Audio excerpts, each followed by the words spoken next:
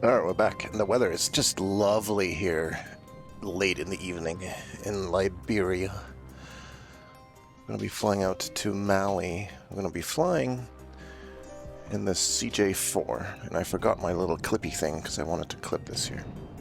Darn. Okay, well, we'll do that next time, I guess. Having said that, though, we've got everything connected and hooked up, and yeah, everything appears to be all set there. So let's oh, that's one thing I haven't hooked up my tracker yet. Let's do that, and then we'll get ourselves rocking and rolling here.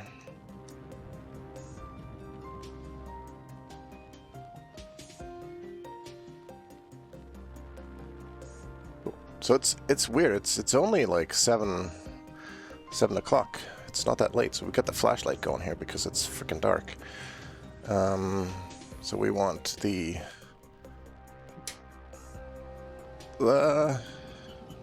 flashlight back on. Battery. Those are on. Emergency lights on. Standby display. Avionics to dispatch.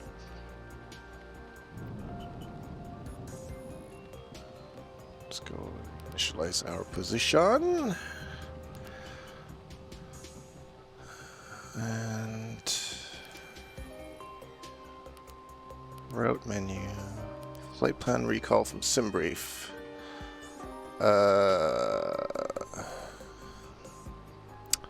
Arima, which one are you? 77.24. It's gotta be this one.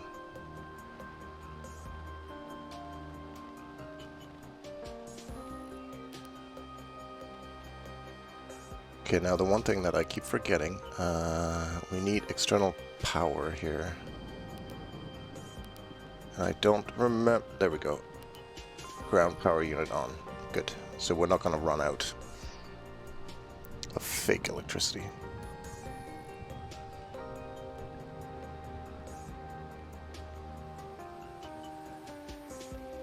Which, you know, it's kind of important. Battery, avionics, okay, parking brake, passenger briefing, nav lights.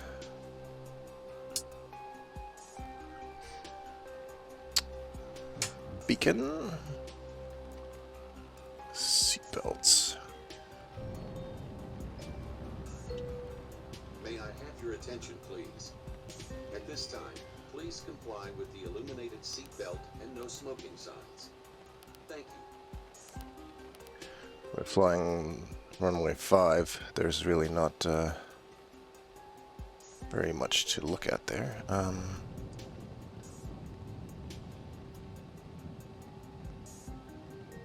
keep forgetting how I did this. I know I did something to this so that I could use these dials.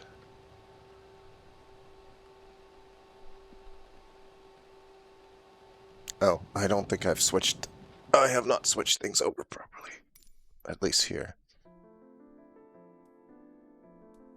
Let's get that fixed real quick. Actually, this was fine on spat.next. This is the one that needs to change.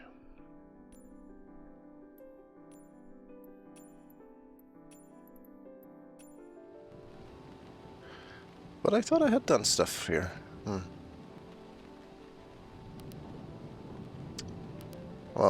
see. Our arrival is the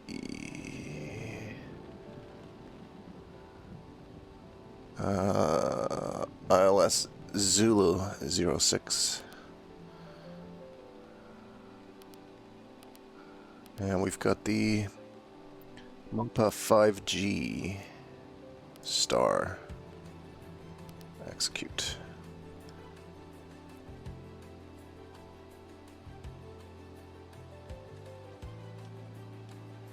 Okay. Lower menu.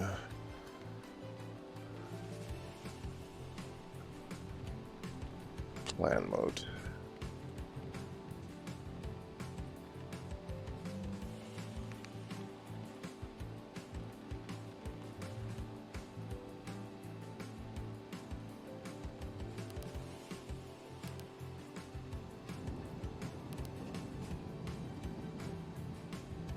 Alright, yep, we do fly this weird little mopal. There's got to be a discontinuity there, so let's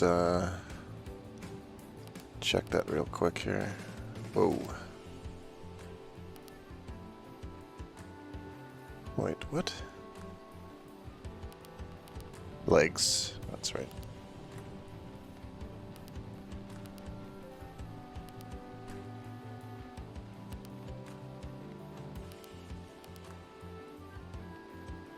And yeah, I think it's a pretty simple straight-in approach like that. So that all looks good.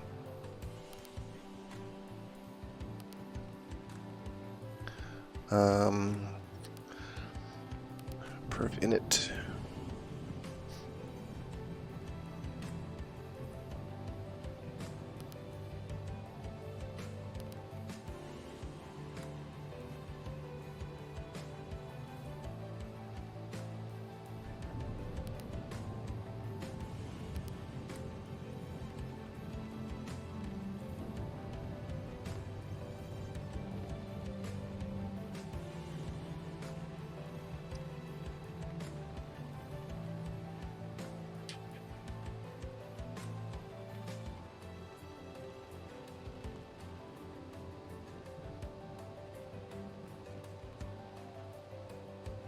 Yeah, I think we are... Where are we out here anyway? We just got that one guy there. Is he going to be able to push us back?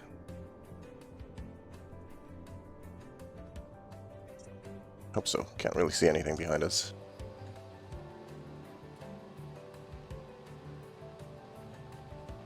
Let's see.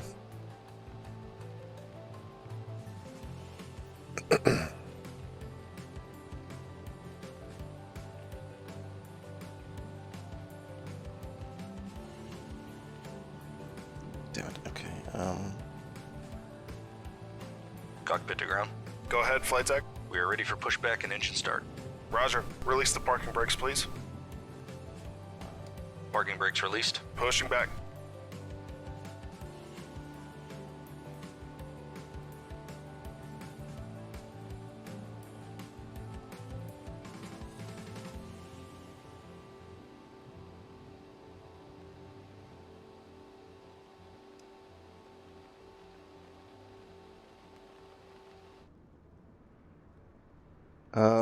Which runway are we taking off from? 05.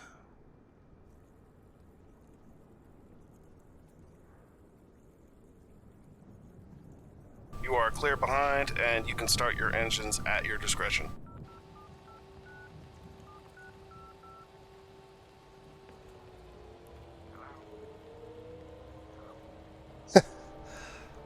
Mali plays. I can't see shit behind me. Oh, good. I can see something. That's good enough. Thanks for the lightning. Yeah, I figured that. Complete. Set parking brakes, please. Parking brakes set. Roger. Okay, the tow bar is disconnected and the equipment is clear. We will see you on the right-hand side with the pin. Thanks, and you can disconnect and go to hand signals. Thanks. Have a good flight. See you later. How am I this far away from the runway? And that doesn't seem to make any sense at all. But that's fine, I guess. This is currently real time and real weather, and I'm flying in like West Africa at the moment. So it's dark, and the only light we get is from the lightning occasionally. Which is very exciting.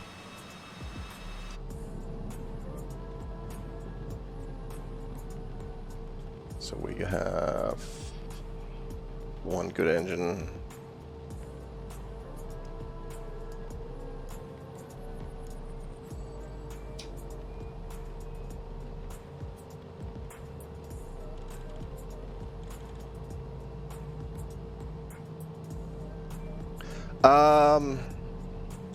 What appeals to me about it?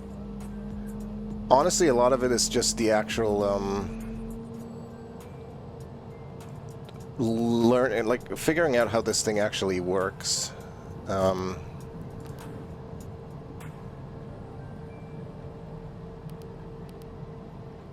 actually pulling off a flight properly without anything going wrong.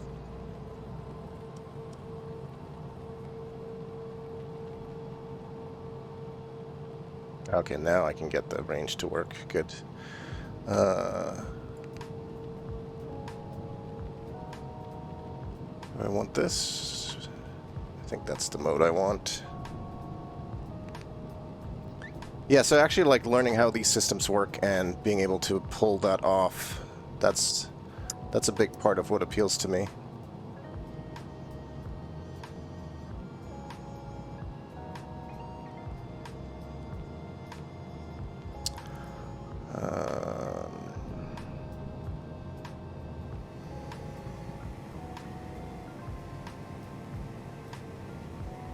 Taxi lights. Okay, I think we're all set. The only problem is that I literally have no idea where the hell, like this is, okay, there's the end of the runway. This is a tiny, tiny airport in the middle of nowhere, and I don't think I should actually be taking off here in this kind of plane, but it's what we're at.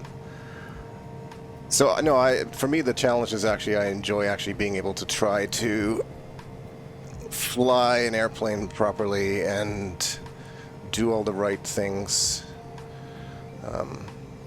which can be challenging sometimes, but it's super rewarding when it goes well, I find.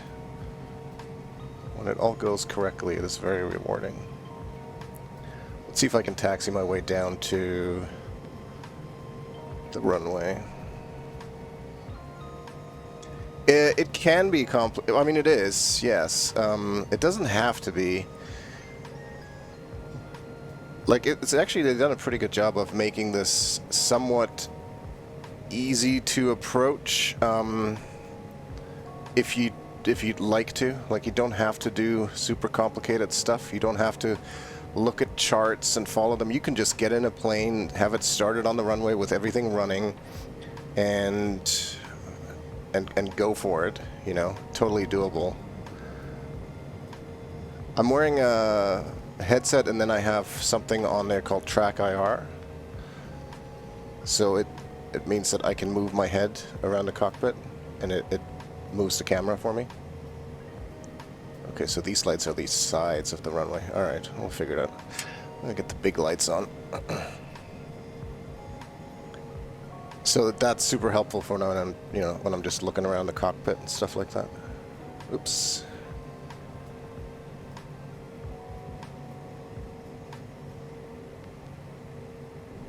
But the whole thing is, like, I really enjoy learning what all these buttons do and how to use an autopilot, because it's a lot more complicated than I initially thought, or than what it sounds like, I should say. Autopilot sounds like it's, you just tell it and push a button and it goes, but it's not really the case. This may be a terrible mistake, by the way, flying this in the middle of the night here. Let's see if I can turn this thing around. It's a short runway, so I kind of want as much room as I can get.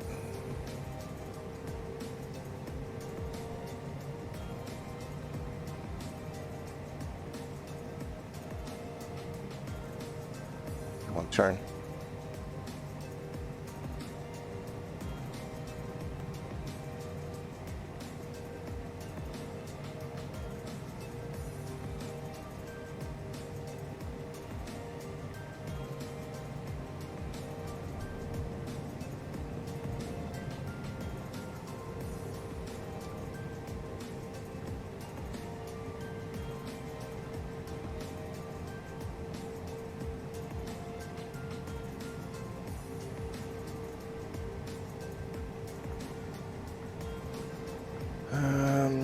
ice protections, flaps.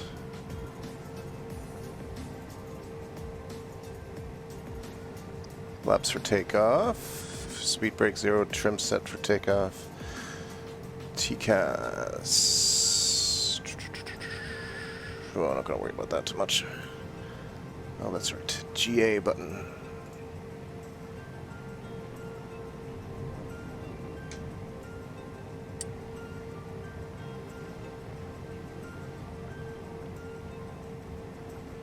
Okay.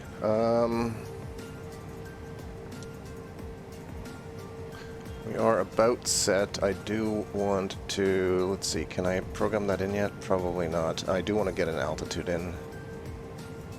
Okay, so I did it for this one. Let's set this to 9,000. We did that with all the other ones. Pretty much going to be heading straight out. We'll climb initially, then we'll switch over to flight level change at 240 knots until we reach 9,000, then we'll speed up. We'll climb to flight level 410, I think, is what I have filed. Oh, hello cat, and it wouldn't be a takeoff without a cat between my legs.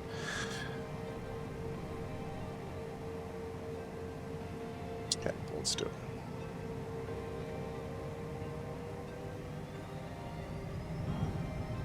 I feel like I don't have my V-speed set, but it's okay.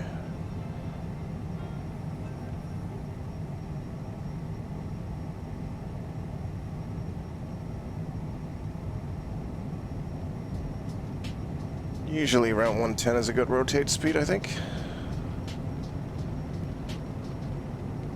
There we go.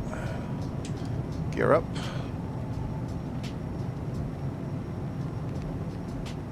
Flight level change. 240. Lily, I do not need you between my legs right now. Go away. Autopilot. Nav, flight level change, flaps up. There you go.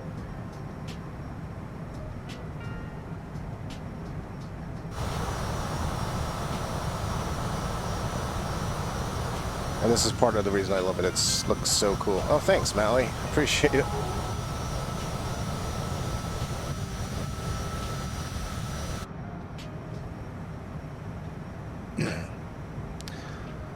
So, we have lateral navigation, autopilot, flight level change, 240 knots, climbing to 9,000 at 5,200 feet per minute. We can pull back to the climb detent, so we'll slow down a little bit on the engines here.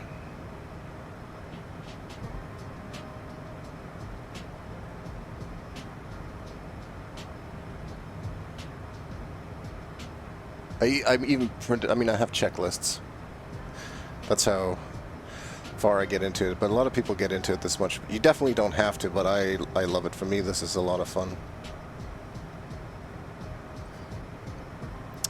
So there's definitely precipitation. What's the outside air temperature?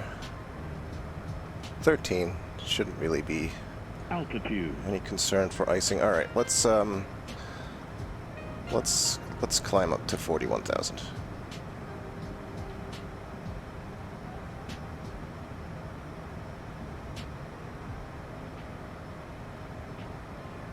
You sure I filed it for 41,000, right? Just looked.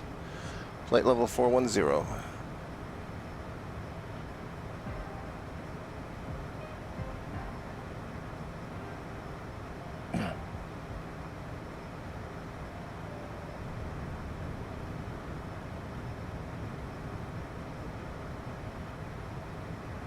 Crossing 10,000 feet, which means landing lights can come off. Standard altimeter set.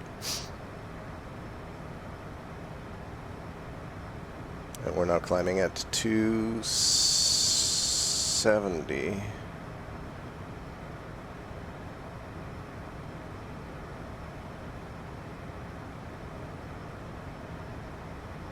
Is that actually on or not? Yeah, okay.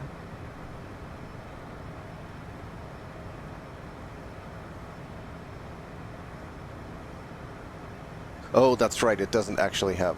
Yeah, that's right. I keep forgetting this thing doesn't have auto throttle, so I do need to watch the throttle, or it will overspeed and yell at me a lot.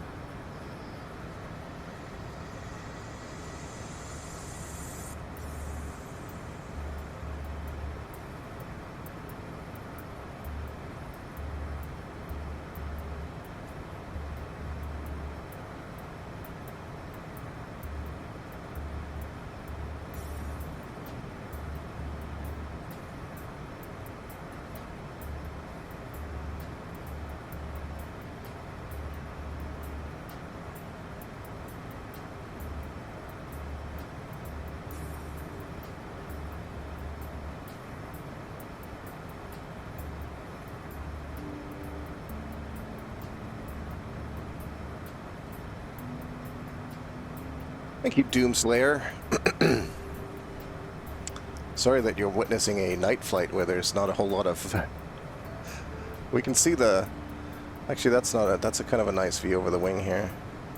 Last bit of sunlight.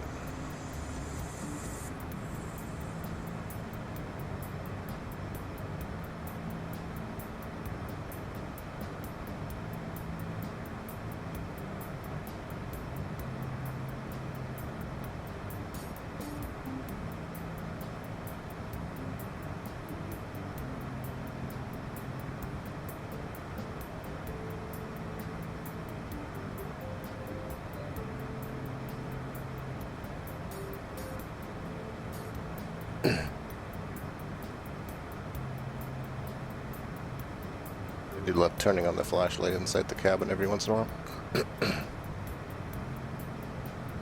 That's all looking good.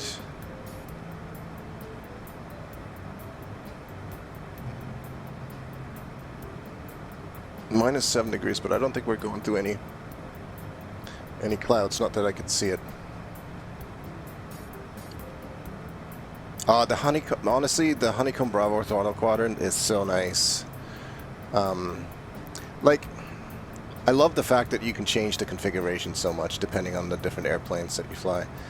It's honestly so cool. I started with the Logitech, you know, the yoke and throttle combo, which is still a great start. But the Alpha yoke is so much better. It's so much smoother. And then the quadrant was just nice. And it's funny because I originally got it and I was like, oh, that's cool because it will have all the autopilot stuff. I can get rid of my Logitech gear. But then I decided to I kept the Logitech gear anyway, so it has certain benefits. I like sometimes having multiple buttons that I can program for different things. This thing here, the large knob panel, it's a Behringer X-Touch Mini. It's a MIDI device. It's meant for people who like mix music and stuff like that. But if you use a tool like Axis and O's or SPAD.next, which I like, you can program these all into different switches. And the thing I really like is that, you know, with all the other ones, like the Honeycomb Bravo or even the Logitech ones, you have to select what dial you're changing on the one side and then change the dial. Whereas with this, I now have all these, so I can change my speed, my heading. You know, I can do all that without having to adjust anything else, which is really, really handy. And it's actually pretty cheap. It's like 80 bucks or something, or maybe less. It's a really handy little tool.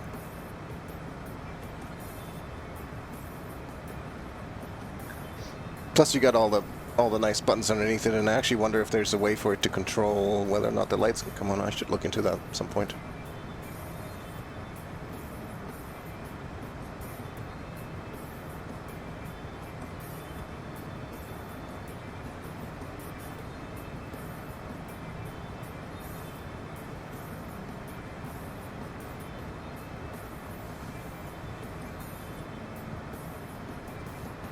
Yeah, no, I know. It's surprisingly affordable. I think it's because it's not made for the flight sim market. It's made for, musicians or, producers or whatever.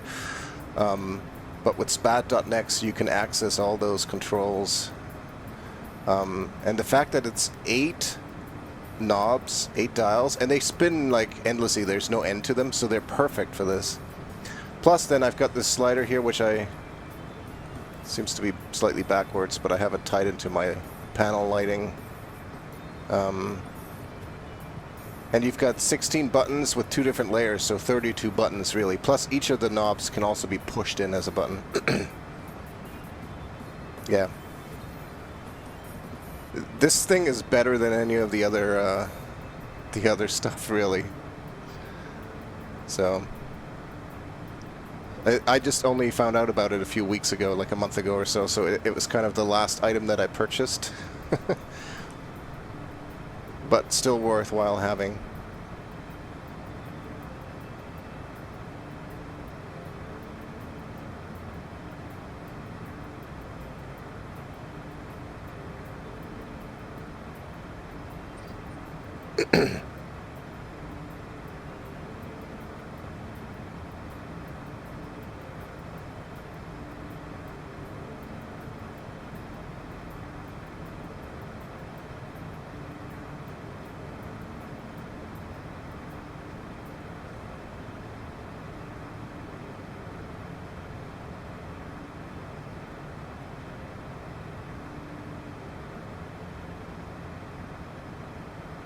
Yeah, I've got just an iPad. That's right down here. Just a regular old iPad. Actually, it's an iPad Pro, but any iPad would have worked. That's where I run ForeFlight and Navigraph charts and stuff on. And then I just have it hooked up to the, to my OBS thing.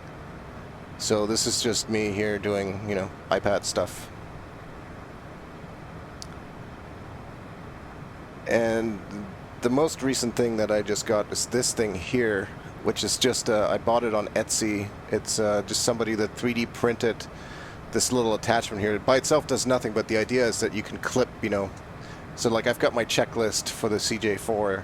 I just got to find myself a paper clip, and then I can clip it to this, and I can just kind of have it in front of me. Or I suppose you could take like, some sort of Velcro thing or something and like put your phone on it or whatever you want. That was kind of a nifty little nifty purchase that just arrived yesterday. So that's handy. But yeah, I use ForeFlight a lot, obviously Navigraph for the charts.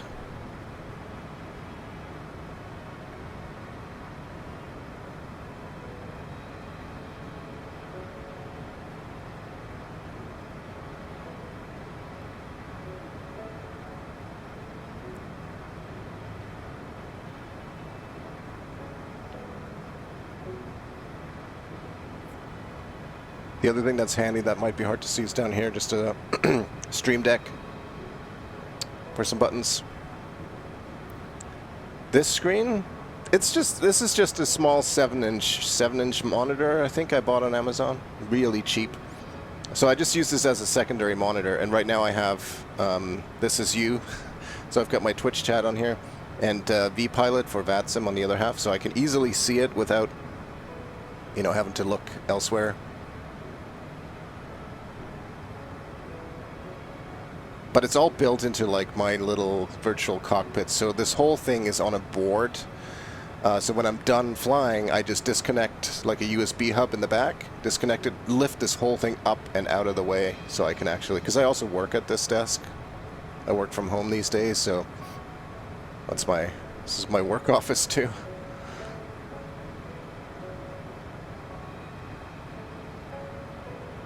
There's a fair bit of money in this stuff, but I've gotten so much enjoyment out of it, and I feel like I've learned actually a real lot. I don't know if I would ever want to fly a real plane, but I feel like, if push came to shove, I could push the right buttons in an airplane.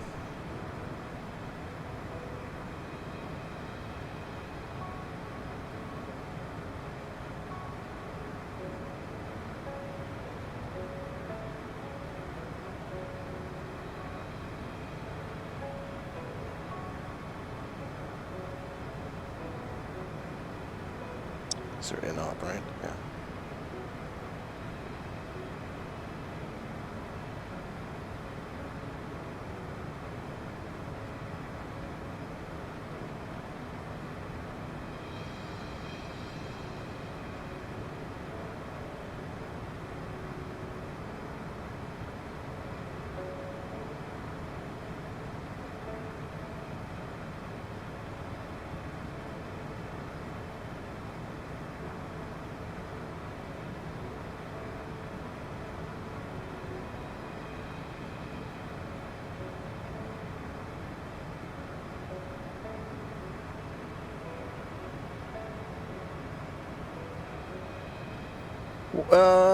I'm also Canadian, by the way.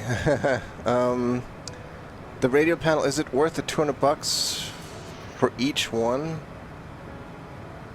Well, I mean, so this center thing here, that's the radio panel.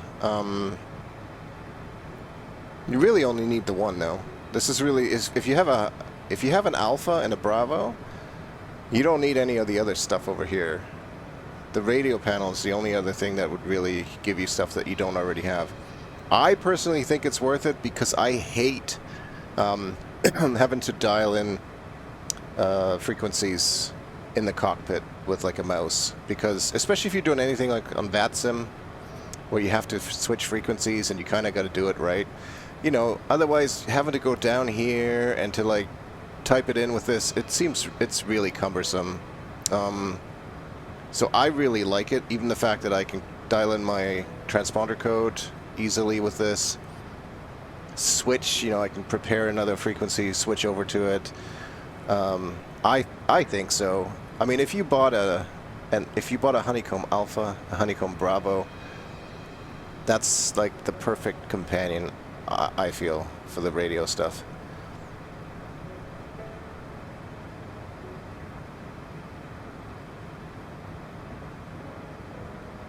You don't really need the auto, like the multifunction panel, because that's basically just autopilot that you can do with the Bravo. You don't need the switch panel because that's basically the switches on the Alpha. And you've got the gear stuff on the Bravo already with the trim wheel. So yeah, I mean, I would say Alpha, Bravo, and the Logitech radio panel are the trifecta for these things.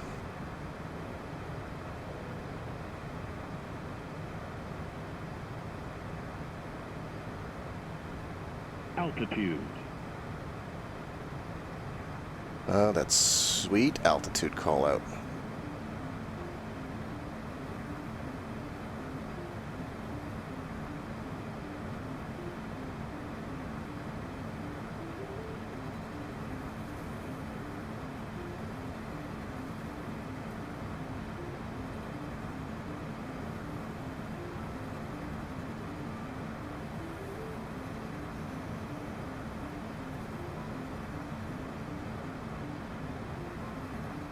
I'm in Vancouver, man.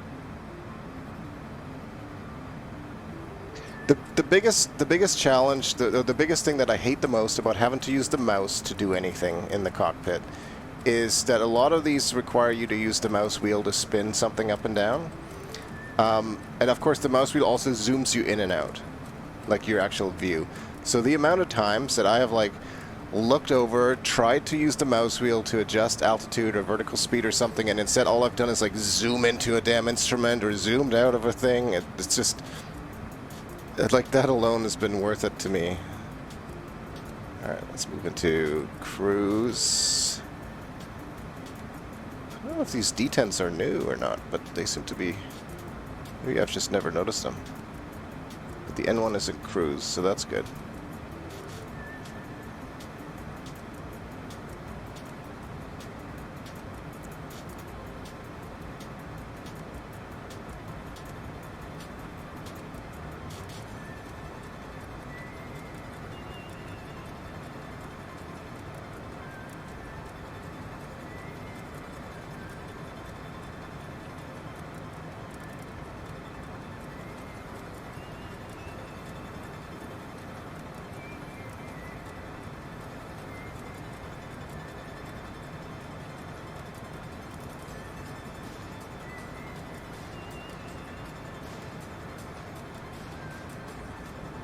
Vancouver Island is, yeah, I love it. I used to go to Vancouver Island like every summer on vacation till the pandemic, so maybe next year. I have heard of real sim gear, yeah. That stuff gets pretty pricey, but it's really cool. I was tempted. There's a company called VR Insight. They make like an Airbus A320 button panel for like basically the whole top row of your dials and knobs and stuff. But I don't know. Maybe one day. Right now, I feel like for the most part, I've got everything working pretty well. I can control most of the buttons. It depends on the aircraft. Like some of them I'm really well covered. Others, there's some things that are missing. I mean, I still got to use the mouse sometimes, especially to navigate around the MCDU and stuff like that. Having a real function of MCDU would be really cool. Like if I could have this thing down with actual buttons and like these side buttons and the letters. I know somebody I think it was in the working title Discord, somebody's actually making something like that and looking to sell it. I might look into some of that stuff at some point. Because that would be sort of super handy. That's sort of a bit of a pain to do still, because you can't do that without mousing around the cockpit. Actually, let me.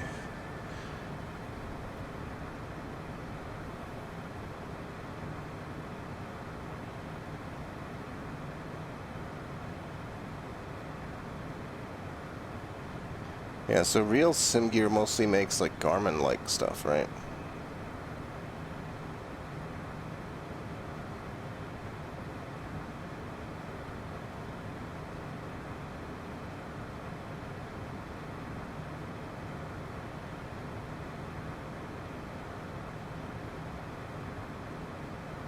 Yeah, I think I'll check in the working title one again and see. Because that guy was 3D. Like, I would love to have an MCDU because it's pretty much the same in this plane and in like the Airbus. Some slight differences, but pretty similar. I feel like if you got one, you could probably make them work in both planes. Whereas the Garmin stuff, like a lot of the Garmin stuff is, especially like the G3000, there's a lot of touchscreen things involved. What I would really love is if Asobo made touch controls work better, because you can pop out windows right onto like a monitor, but it doesn't. Touch actually doesn't seem to work. Even if the monitor is touch, it doesn't work well into the game. So if they could implement that, that would kind of solve a lot of those concerns. Then you could just get a couple cheap monitors and use them as touchscreen displays, and boom, you've got your G3000 right there.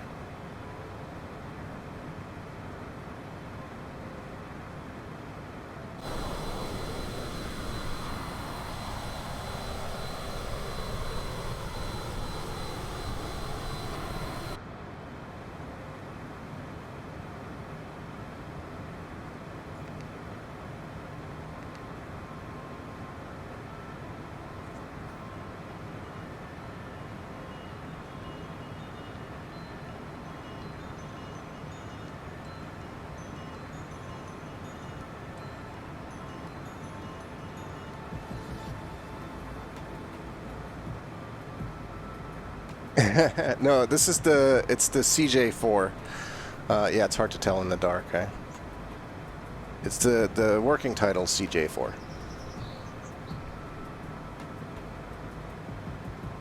Which is easily one of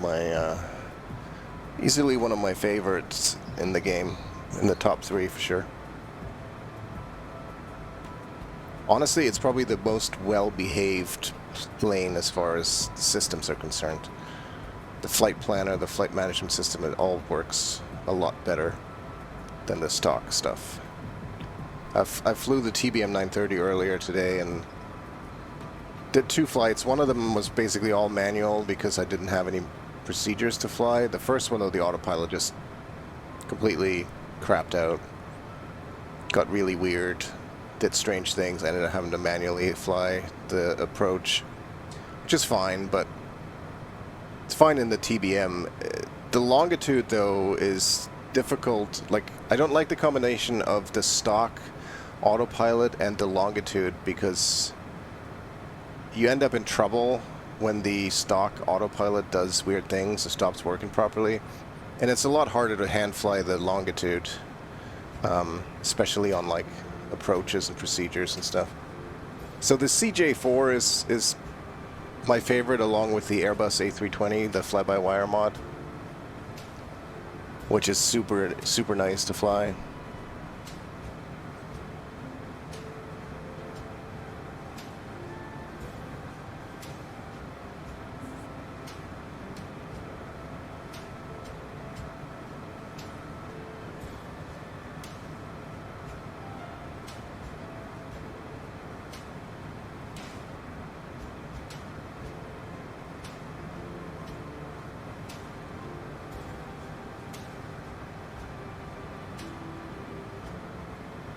I probably should have just changed the time of day to earlier in the day, but you know, every once in a while I like doing a night flight. It's not that much to look at, but it's fun to do because it's a bit more challenging because I can't see anything. Oh yeah, I picked up the CRJ when it came out too. The CRJ is, I haven't flown that in a while. I should probably go back to it at some point. That one was... It was a challenge for me to fly initially because, you know, it's got so much power that you can very easily break it. I have not looked at the Piper Arrow yet. I'll have to check that out. Is it good? Is it well implemented?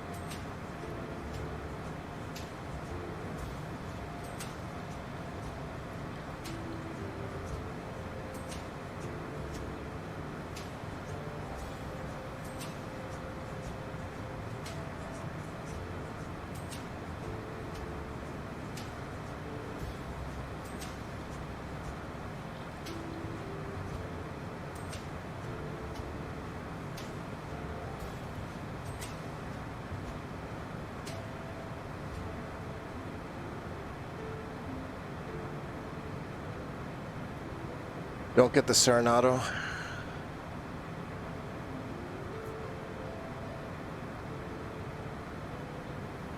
Okay, that's good to know.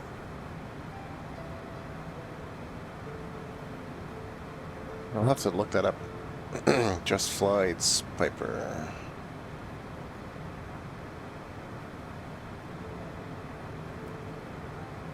Hey, Sean. How are you doing, buddy? As you can see, it's rather dark. We're flying to Mali from Liberia.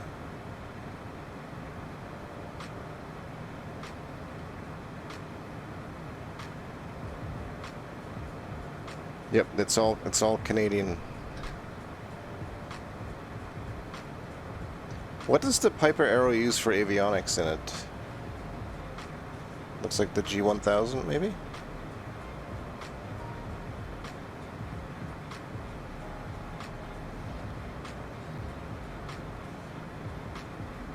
That looks like a really cool plane to fly if you want to get more of the sort of hands-on experience. It doesn't use the G1000 now. It's even less, right? It's got like a tiny... Looking at the screenshots on their website right now.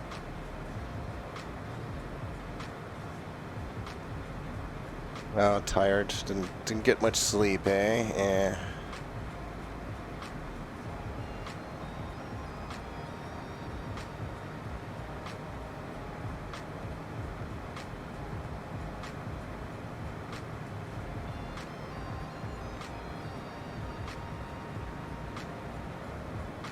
Is it compatible with that what is it, the GTN5 something X mod from PMDG or whatever? So that's a nice piece of glass too. I tried it briefly.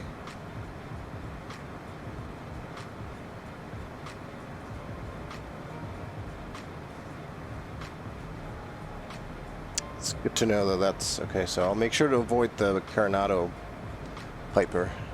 Just Flights one seems better. Cool.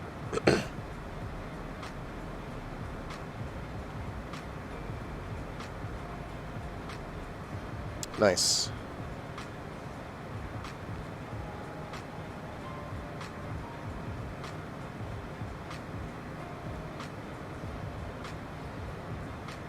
Surprised with what's our ground speed? 343. Why come we're flying so slow?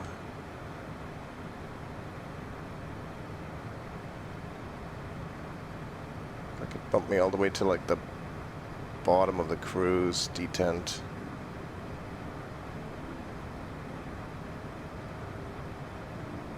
See if we can't pick up the pace a little bit here.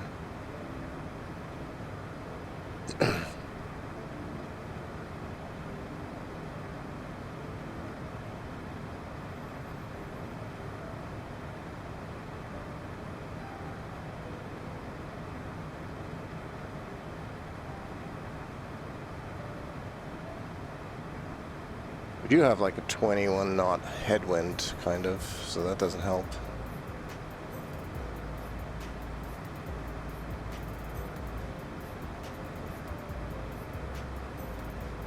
This flight is another 50 minutes, 50 minutes.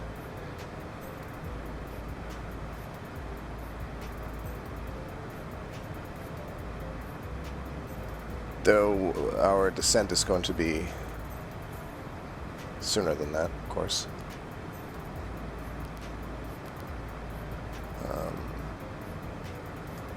So we do have... Yeah, we're going to have VNAV, which is nice. One of the nicest things about the CJ4 is that it has a working VNAV system that actually does the right things.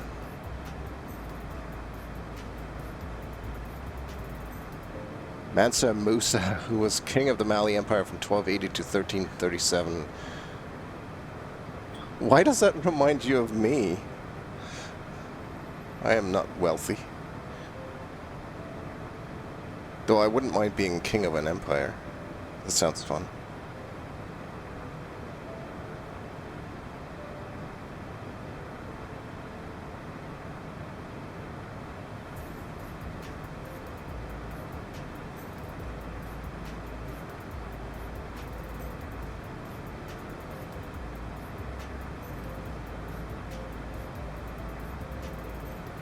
Chalk's Empire Strikes Back. Ha ha ha. Okay, well, we've got the speed up there now. We're about to overspeed. Let's pull back a bit. Ground speed 427. That's better. Boy, that took like no time at all to go and gain an extra 80 knots of speed just by pushing the throttles forward. But this thing is such a beast. Well, I am the king of the Discord Empire, that's true. But I mean, to be fair, that's like 12 people, if that.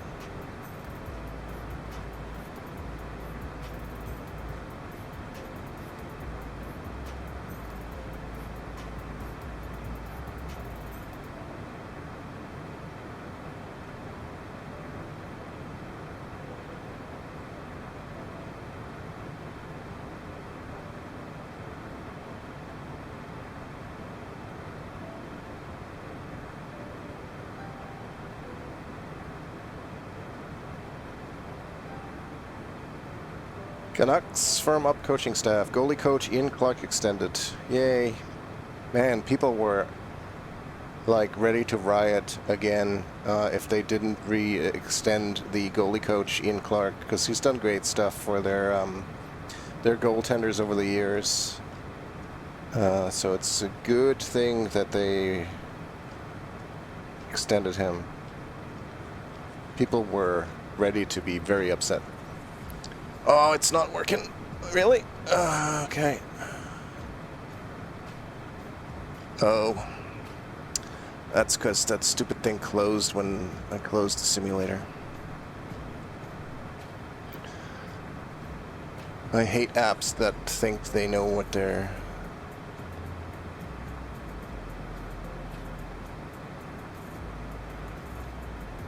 Let's see if it can connect itself. Yeah, he was Luongo's goalie coach. Then he also worked with Markstrom and made him pretty decent. He made Demko quite good. Like, he's basically been, you know... Yeah, it's... There we go. Now the top bar should work. I went a whole flight earlier without realizing it. It's all because you weren't there, Sean.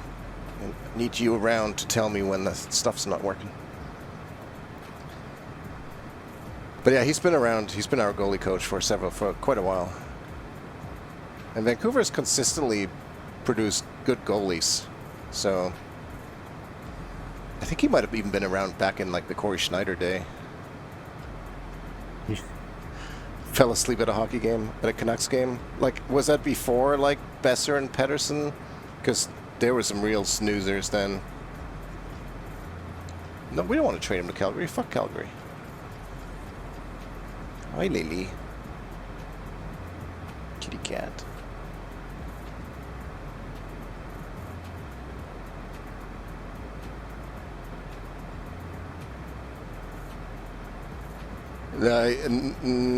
He was after Kirk McLean. Okay, yeah. Well, when Luongo was still the goalie with the Canucks, they were pretty bad then, or not just bad, but also really boring to watch.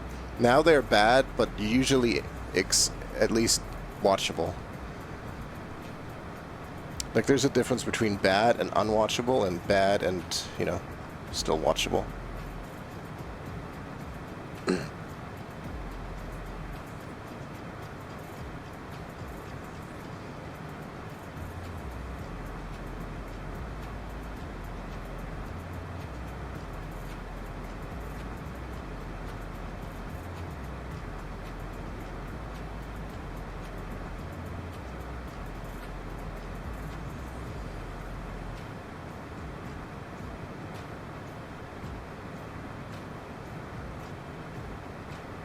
Yeah, I mean, they are. It's hard to defend the Canucks. They've been pretty bad. I haven't really paid too much attention to hockey in a little while. It's frustrating. I just watch Formula One racing now, where I don't really have a favorite, so it's fun every other weekend to see.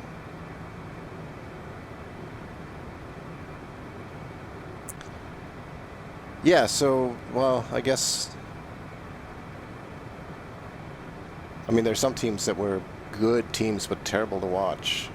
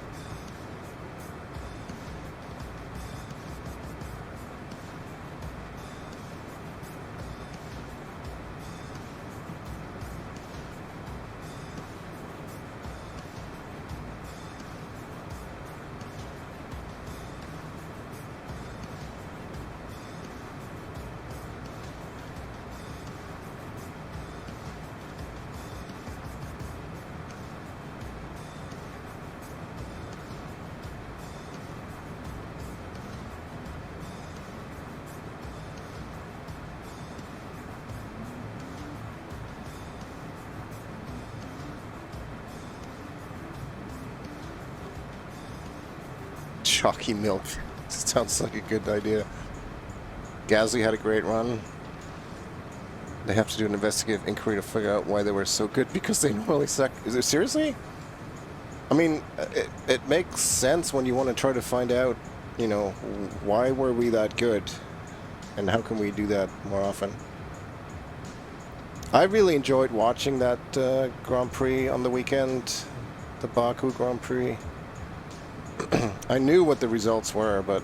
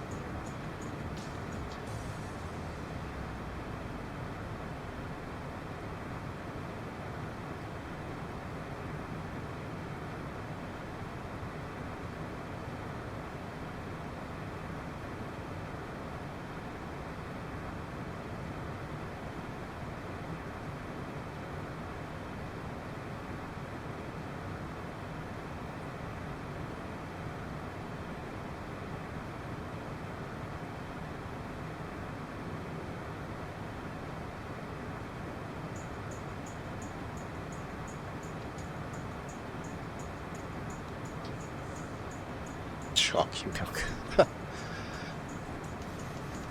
It was also really nice to see Vettel on the podium.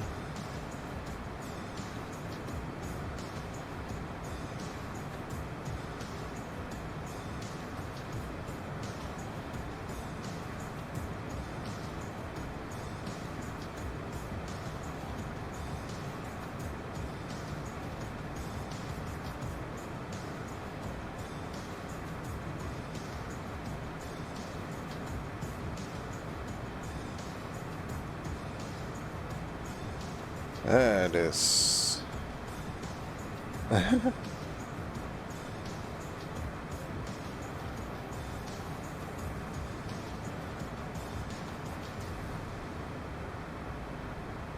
Yeah, it is nice to see some different drivers. And at the same time, still keep the actual, like, title race between Hamilton and Punchable Face, Verstappen, still the same, because neither of them got any points. So all that kind of remained the same. Kind of the best of both worlds, actually. It was like a freebie race for everybody else.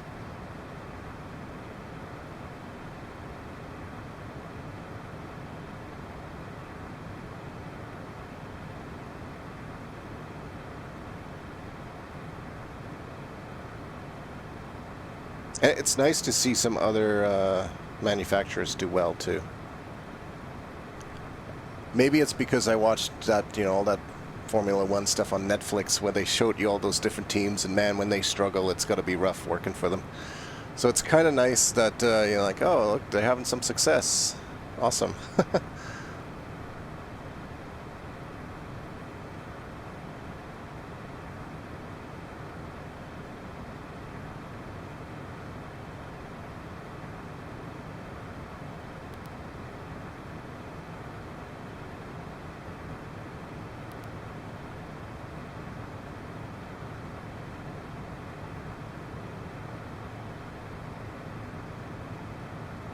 Okay, good. This does have our TOD in here.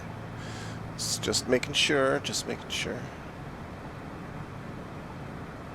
Oh, the Haas team. What a nightmare that is.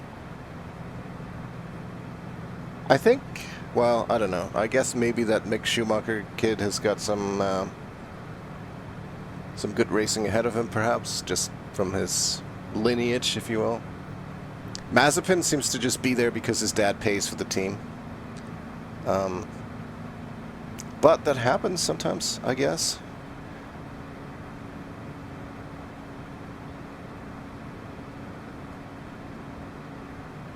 Still feels like they probably should be doing a little bit better, but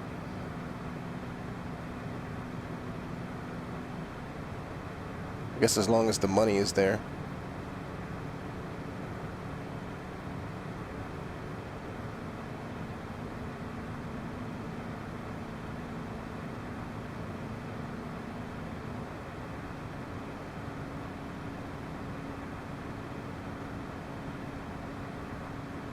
Yeah, no, I know. I mean, his dad now, he's like there doing a bunch of stuff at the team.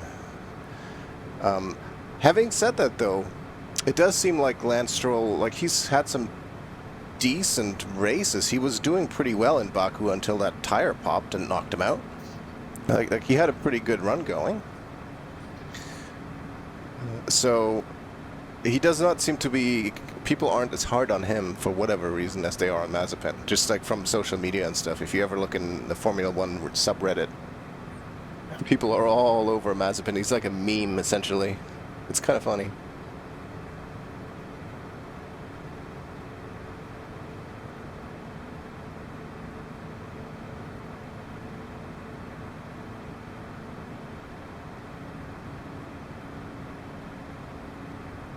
So, I don't remember, is there actually something here that I need to do for the, See, that's all set up. Maybe I don't need to do anything.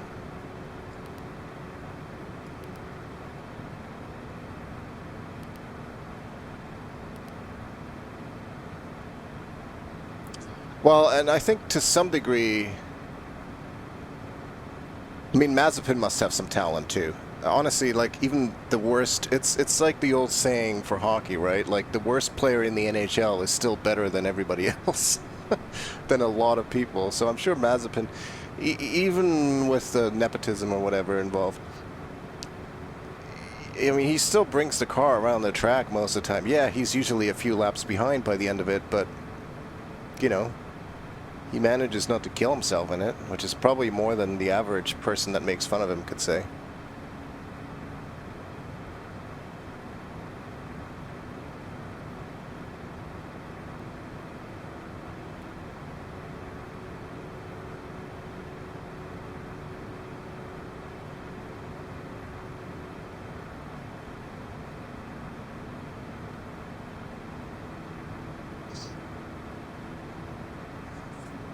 I hope this airport has lights.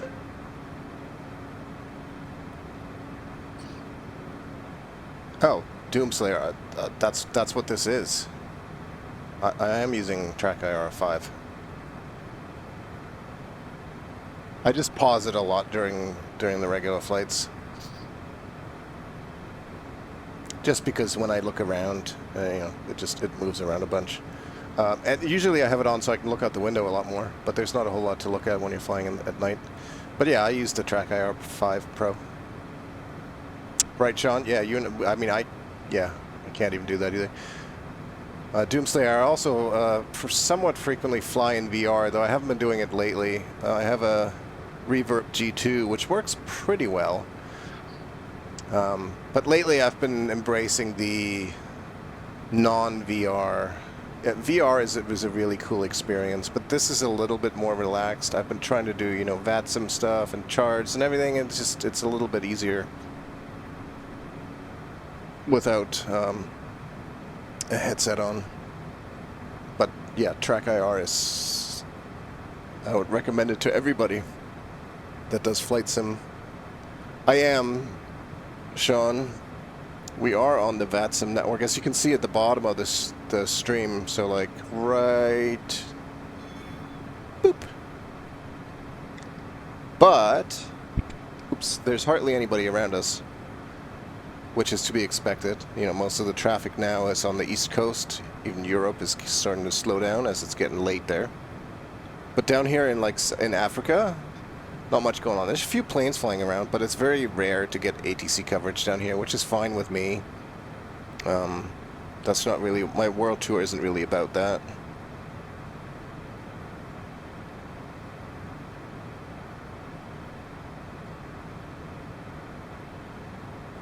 Yeah, I have a nice wheel and pedals for racing, and yet I still am awful at it. I have fun with it though. I love the F1 2020 game.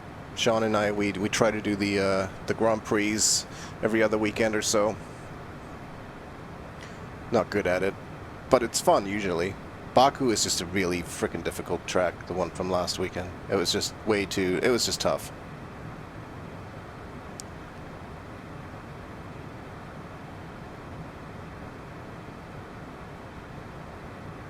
Yeah. And then I have a hard time slowing myself down. I should do what Mazepin does, which is basically just drive without too many incidents, but make it through the track just slowly, a couple laps behind everybody else. Whereas I'm the opposite, where I'm just like, I'm going to keep up with frickin' Hamilton, and then I hit a couple of walls and I'm done. I'm looking forward to the track in France, though. It should be a lot easier. No walls beside the track. I think it's just an easier course overall.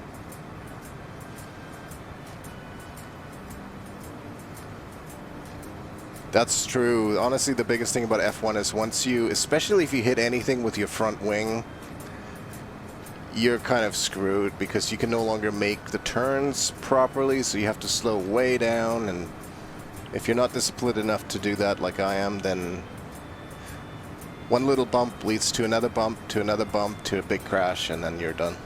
Not even a big crash, just lots of little crashes, but then the car is just toast.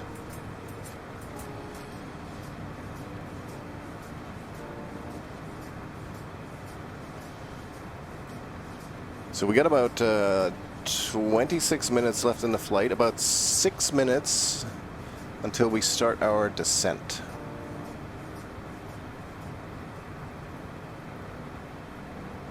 There's lightning underneath us still. It's kind of funny, taking off at the airport, I couldn't see anything, I had barely any lights. I had to literally wait for lightning strikes to illuminate the area so I could see what's going on.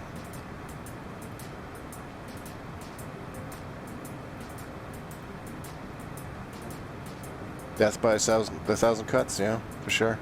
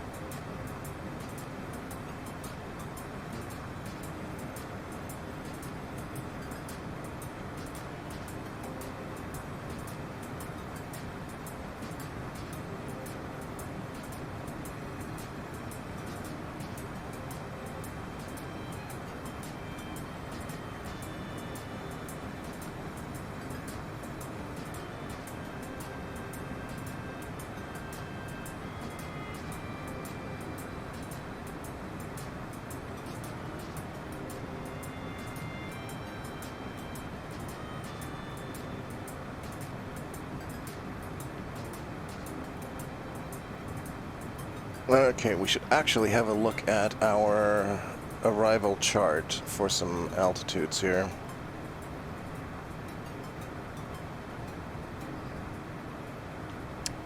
Where the heck are we coming from? We're coming from Mopal, right? Yes. That is a messed up chart.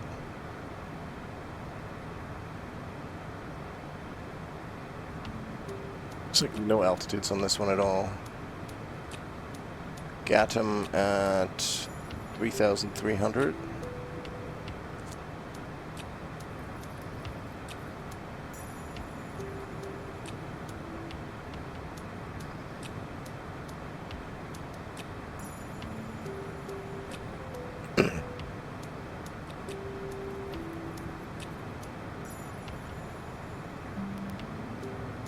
Yeah, that is in here. Alright, I guess that's the only constraint there. And then our approach chart, we will pick up the localizer at, oh, I guess at 3,300. Okay.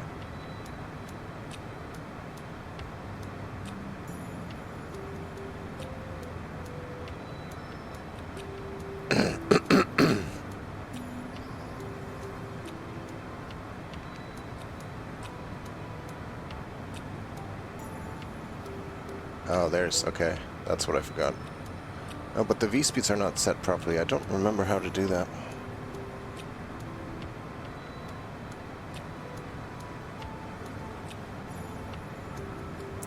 Precision height, let's do 230. I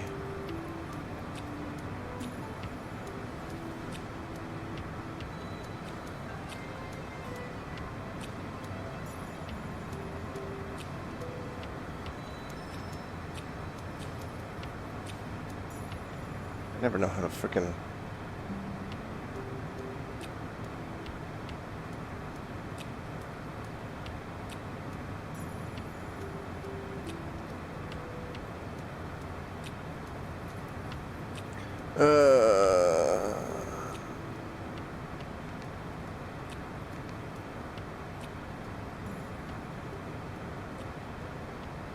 Perfect landing today should be alright. This plane's usually pretty easy to land. Oh, okay, I've just figured it out. Okay, cool.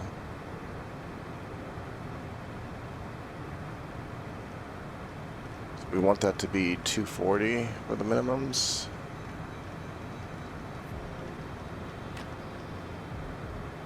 Cool. And now, why can I not remember how to add the... I swear, the V speeds are...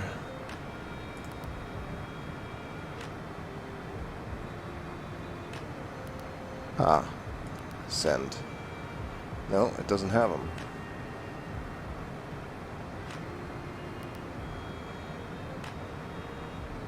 Oh, we need to add wind and temperature, I guess. Well, we're not going to have any of that. Let's just assume that there's no wind. Let's assume it's about 20 degrees.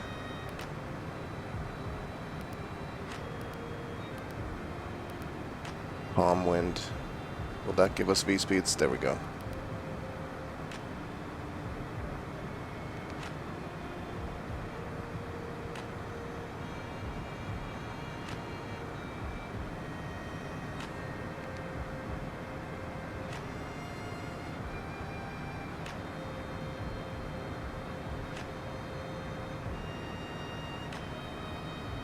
So, that's all set. We are going to descend down to... we're going to go all the way down to 3,000. That is our constraint. TOD. Let's pull back on the throttle. Let's go... vertical speed, 2,000 feet per minute. Wait, we don't need that. Sorry, my bad. Let's do VNAV.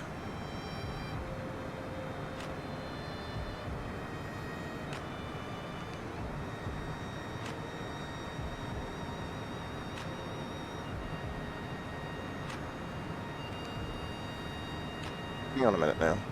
I just screwed it up. Altitude.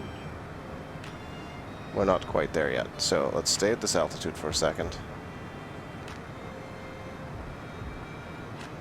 Oh, and it screwed up that.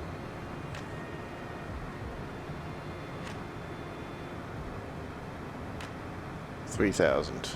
V-path. Okay, now we've got it. Are the lights supposed to turn off? Well, they don't even turn on for me. I don't know if they've done anything. There used to be, there was like a light bridge, like a small add-on you had to download from Honeycomb to make the lights work at all. I don't know if those are still around or if they're still required, to be honest. The lights, I think the only lights that ever work for me are the gear lights. But the other ones, yeah, I don't look at them. I don't know. I don't think they're fully supported quite properly yet, or at least they weren't when I looked at it. So I couldn't tell you. I just know that, yes, it was a bit of an issue. Did not just work right out of the box, unfortunately.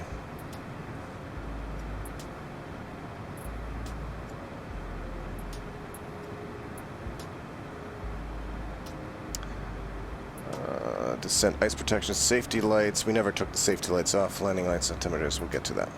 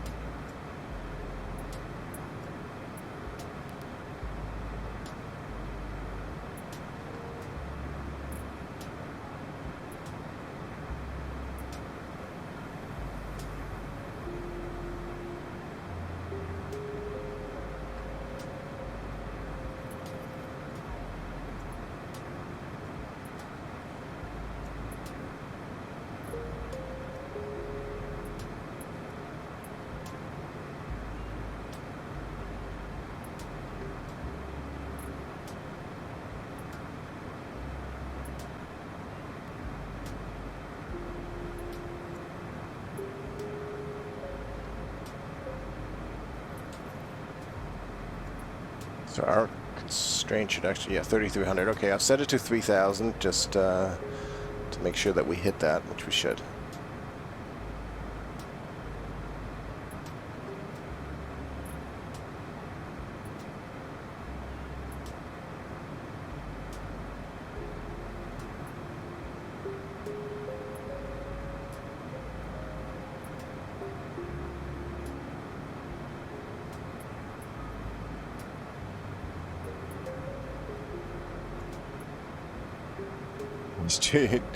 I don't know if I would trust you to give me ATC instructions, Sean. I feel like you would tell me to like do a loop-de-loop and buzz a tower or something. I think I can manage.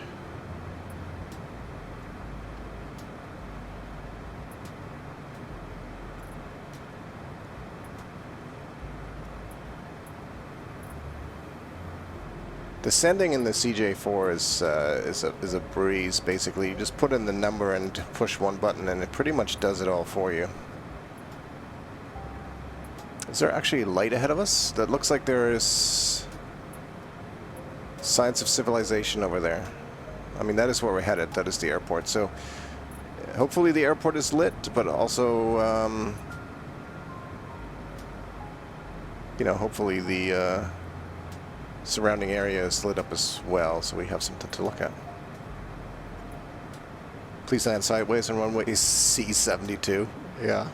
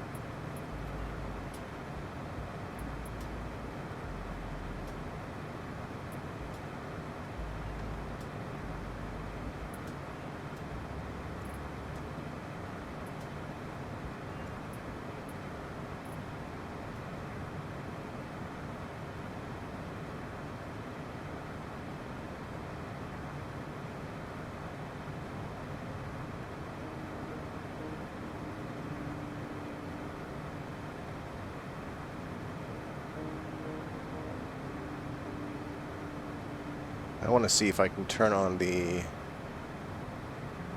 wing light. Doesn't show anything, does it? Oh, it does. Why can I not see it when I look out the window, though? Okay. It's not very bright. I was trying to see if there's any ice on the wings, but I don't think there is.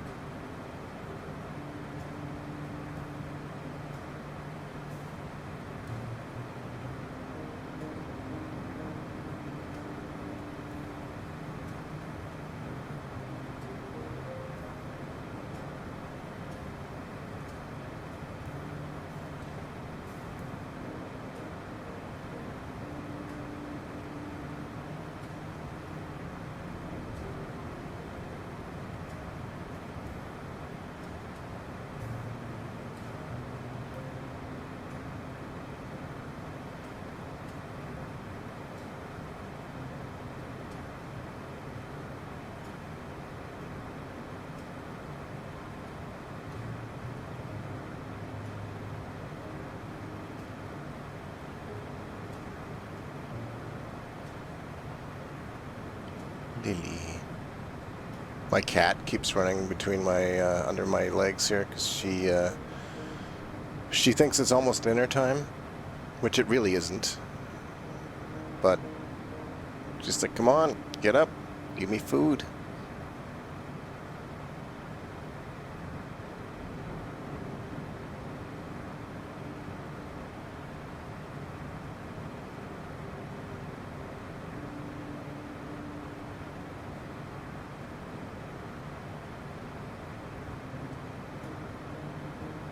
I do appreciate the lightning because it's the only way I get to see any of the outside every once in a while and to kind of get an idea of where the clouds are at. It looks like there's clouds up above us, but not below.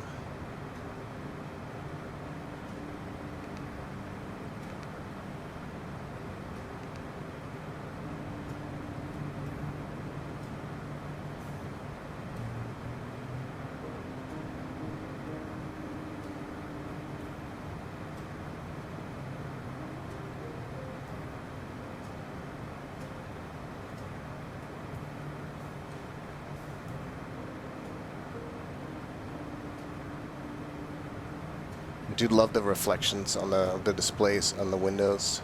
It's really cool.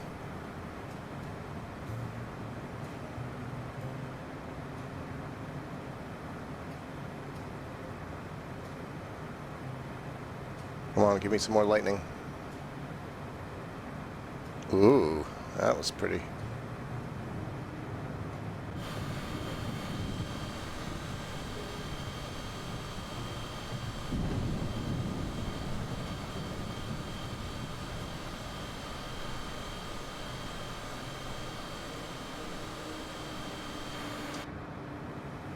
Impractical Jokers. Oh, is that still on, or are those reruns? I used to watch that a lot.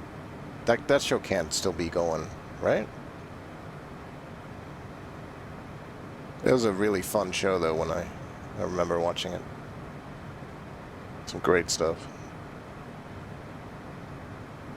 I feel like we also had this conversation already.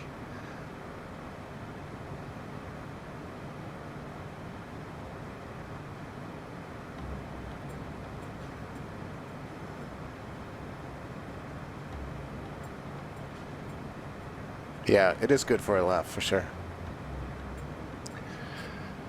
Reminds of the good old days when you could pretend to spit into somebody's food without being arrested or something like that.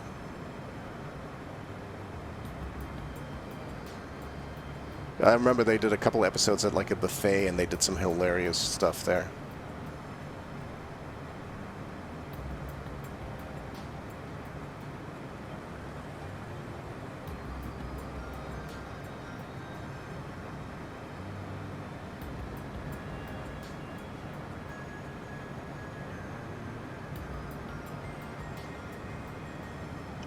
Guess we could do our passenger briefing.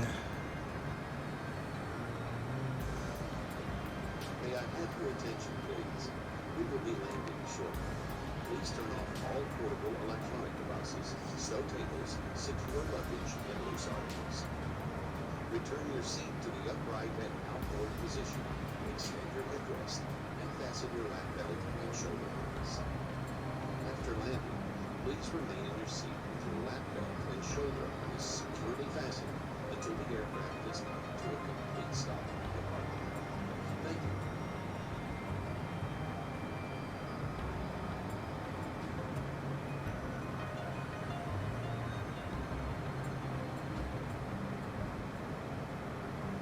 So that's definitely got to be the city where we're headed towards, that light in the distance there.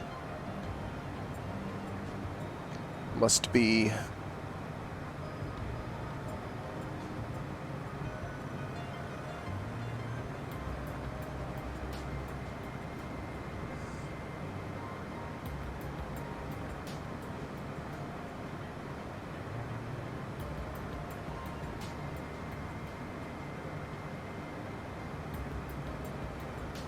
Lights are handy for landing, though, you know, if the runway is lit up well, we don't really need to see anything else. We really just need to worry about those lights. Taxiing might be a bit of a nightmare without lights and stuff like that, but we've got charts for that too. In fact, maybe I will go and bring that chart up right now.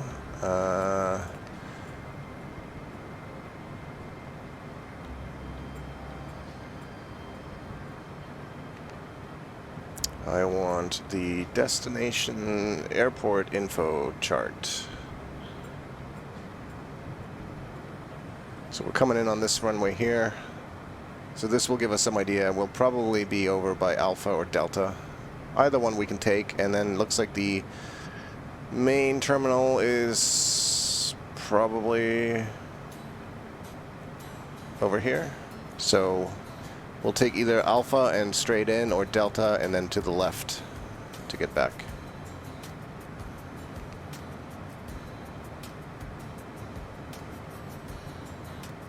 The chart integration in the game is really cool now too. Even though I have it on my iPad beside me, it's nice to have it in here, not just for VR, but just for this stuff too, to be honest, because I don't have to look as far away from the cockpit as I would, you know, like if I'm turning my head to look at the iPad, I'm literally like, I don't even know what you guys are seeing there right now, but, oh hey, I'm in the cabin.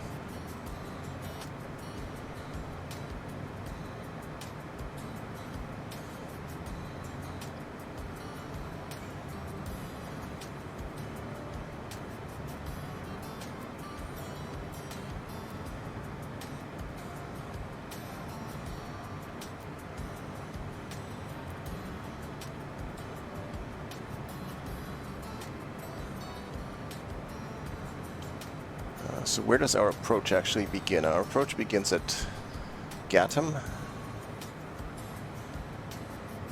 Oh, on final, I guess at Gattam. All right, so just before Gattam.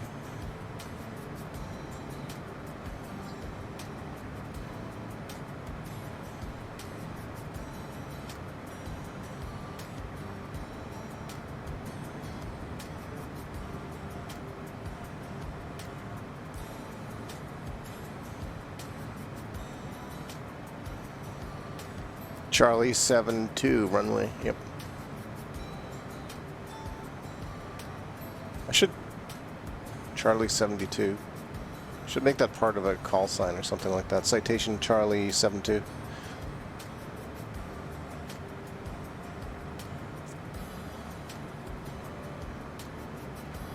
$11,000 feet to go.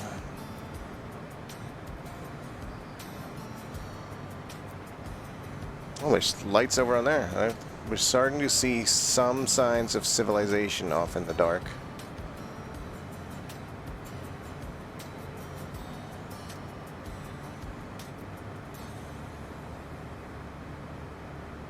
Actually, the landscape looks quite beautiful underneath us. It's a shame we don't get to see it, but next flight will be during the day. Do I still try ATC even though there might not be anyone there? No. No, I don't. What I usually do, and in fact I'll do it now, I will have a look at VATScope real quick just to see if there are any aircraft in the vicinity, and there's nobody within like a half a continent of us. So there's not even any point of me announcing anything over the Unicom frequency. So, you know, at this point I could actually still use pilot to ATC, but I don't really need it. I want to... You can also rely on ATC too much to tell you what to do, so I want to make sure I can just fly it with just my instruments and my own planning.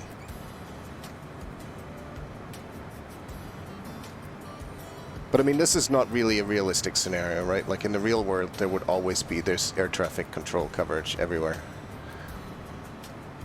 Except for very small airports, but even then, you still have centers and stuff like that that would cover it in some way or another.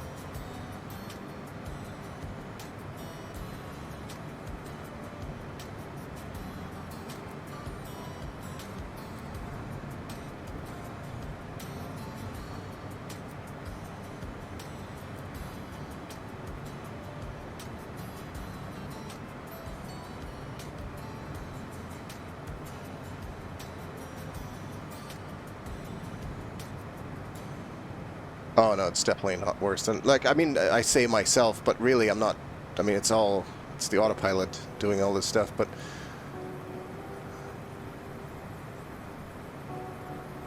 my next flight, I think, later this week, I'm trying to pick an opportune moment to fly in Canada on the VATSIM network with ATC where it's not too busy, because I want to get a bit more ATC, like VATSIM practice in before I continue my Ferrari flight over in Europe, because Europe is super busy, lots of accents at work, so I want to try to do like a nice casual flight, like maybe something, you know, Calgary to Winnipeg or something like that, where it's not too busy.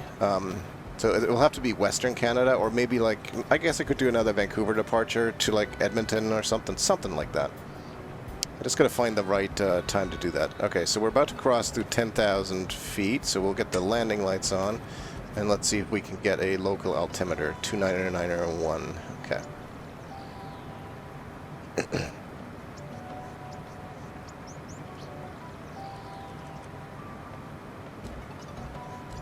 Just before Gattam, we'll engage approach mode, I think.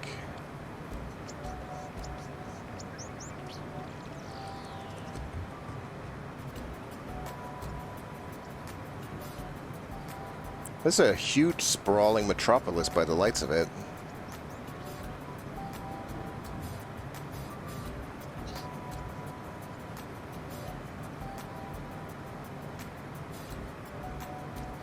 We're already below 250. I'll slow us down a little bit more still.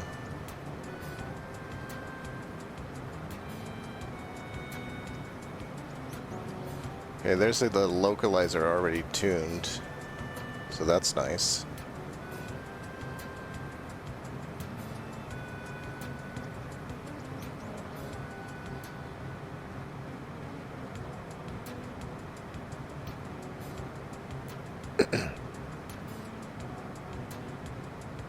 Continue slowing down. We'll give it a bit of extra. What do we got here for speed limits? Flaps 15, 200 knots. Landing gear 200. Okay, so we really got to get down to like 200 knots. So, thrust idle.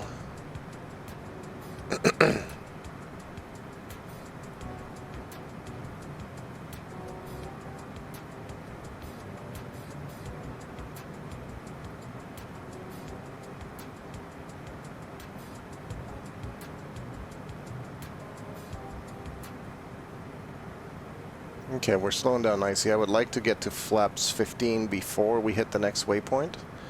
So within the next 3 minutes, which means we got to get down to 200 knots before I can extend those. That way we can then make the turn, deploy the landing gear, extend the landing gear, go to flaps 35 on final, and get ourselves all configured that way. We should be able to pick up a glide slope as well.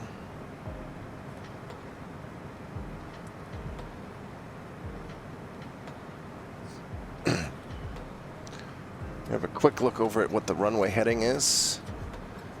The exact runway heading 061.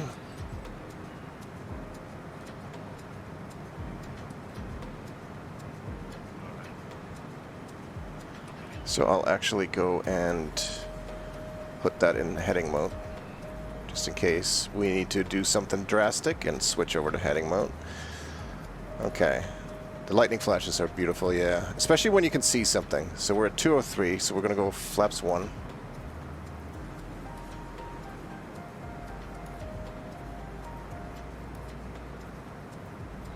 And let's see.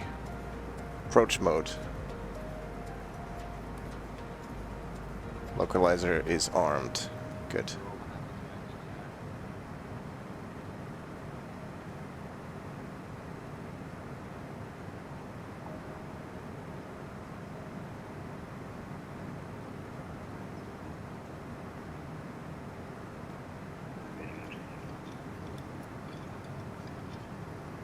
I think that's our runway over there. This here should be our runway, just judging by the light pattern. Definitely a lot of lights over here. There's a red light over there too, but I don't think it's that. I think we're over here. So we're not that far away, so we're going to go gear down.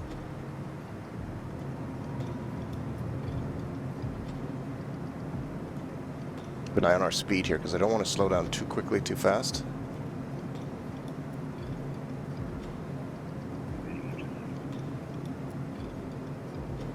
Try to keep it at about 160 here until we make this turn. Then we'll go flaps and we'll slow down to our approach speed, which is probably, what was it?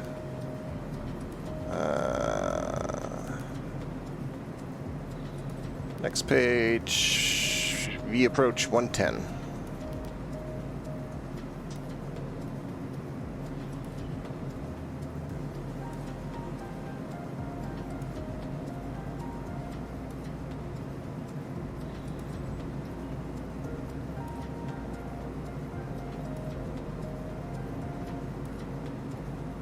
This is where you get spoiled with the Airbus's auto throttle. And then this one you actually have to manage the throttle.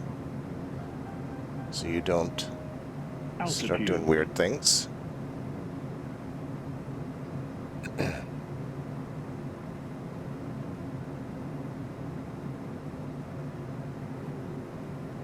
So just to confirm that we should be picking up the localizer or the glide slope. It doesn't really say, but I feel like at 3,300. I mean, I do see the... We're just not quite on Alt V yet. Okay, that's localizer. Glide slope is now armed. We just gotta get down to it. So we'll make this turn and we'll go flaps.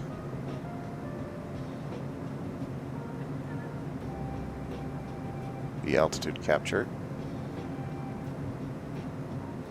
Yeah, that is our runway over there.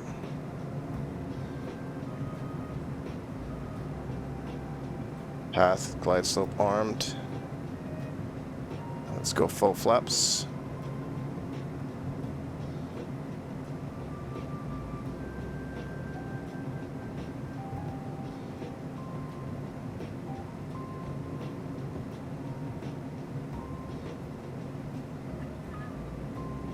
Approach, we have minimum set, crew briefing complete, landing that I confirmed, landing lights as required, ice, flaps, passenger briefing, we've done that, landing gears, flaps, 35, we're all set for landing.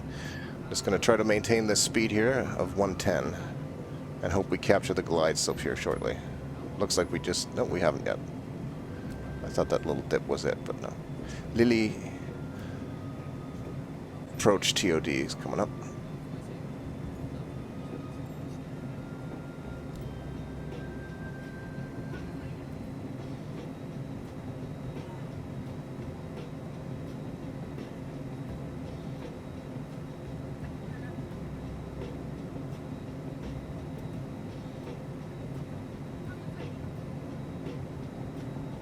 Always feels like 110 is going so slow in this plane. Feels like you're standing still, but really not, and that's how you get shitty landings when you come in too fast and then too high. There's our glide slope diamond, which should be coming down towards us, so we should be picking that up here momentarily. There we go, glide slope captured, which will take us down, which will increase our speed, so I'm going to pull back on the throttle just a bit here as it bounces us around a little bit. Keep it at about 110. Do we get like a nasty crosswind here? Not really, 6 knots.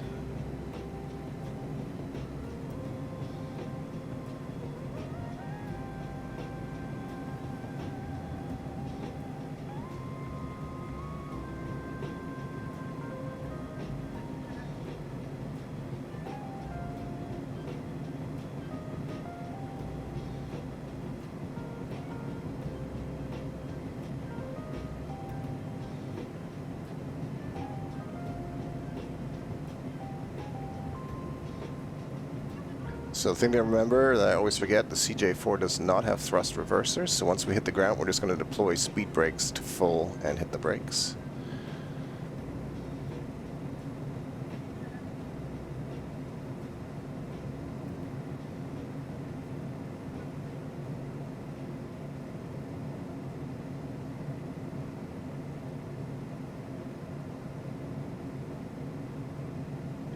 Feet on the pedals.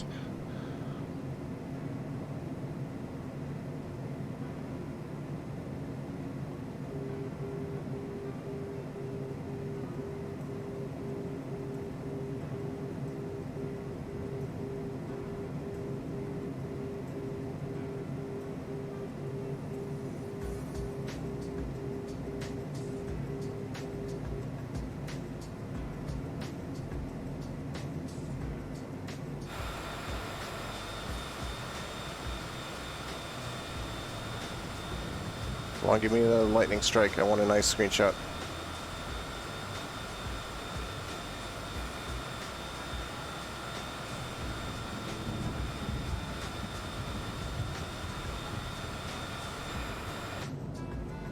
Good enough.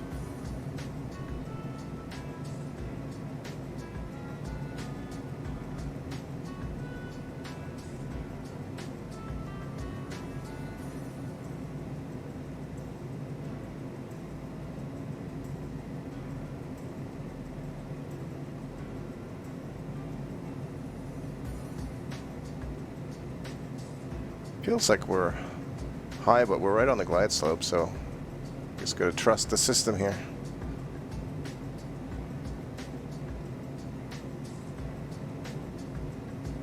There's no indicators, no red and white lights for some reason. 500, yeah, I don't think the runway is at 200.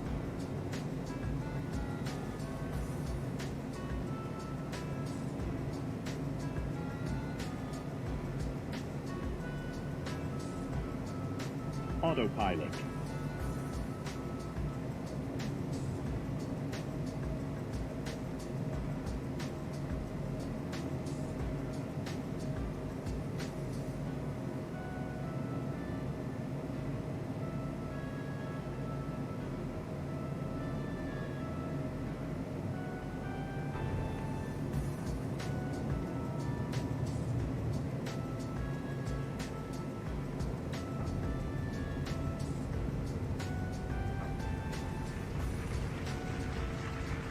Well, we bounced it pretty good there. But I think that's something to do with the fact that I don't think I had my altitudes, like, things were not as they seemed, or as I thought they would be.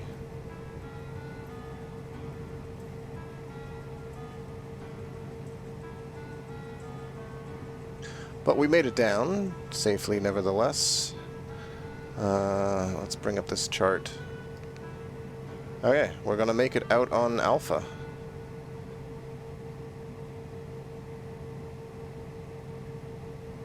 It's not a bit of a firm landing, not counting the bounce before we actually did that, but that's alright.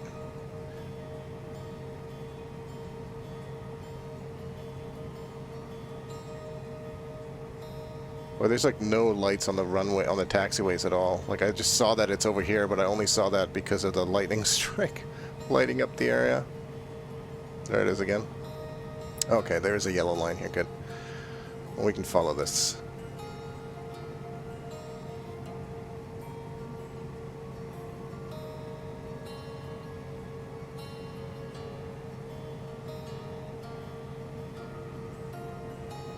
I'm gonna leave the landing lights on so I can see something.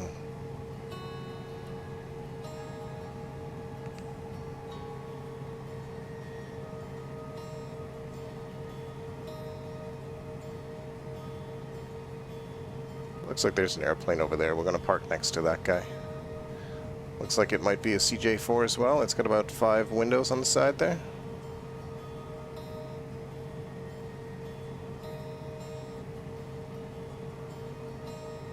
That's a TBM.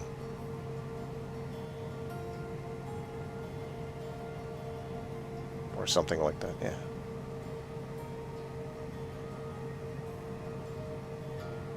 Let's go find ourselves a nice spot right here.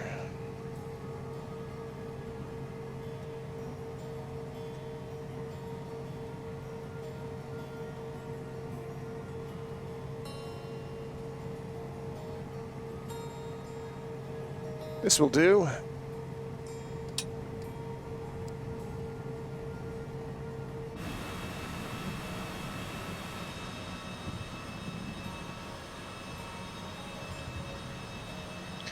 All right. Decent landing. Not great, but decent landing.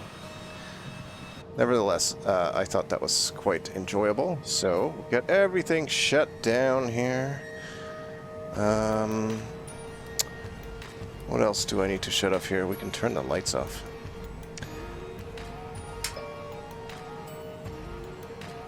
And we'll just shut her down.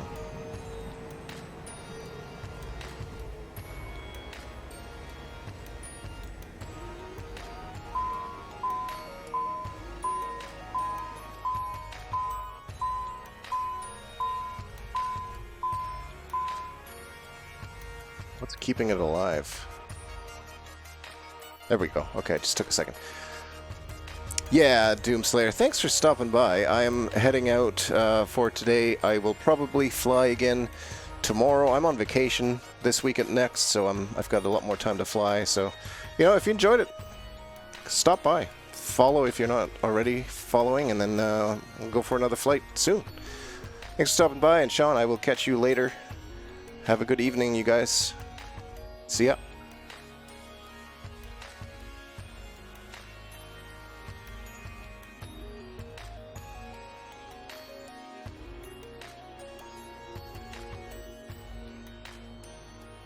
Thanks, Aero Panda. I didn't see you there. Catch you next time.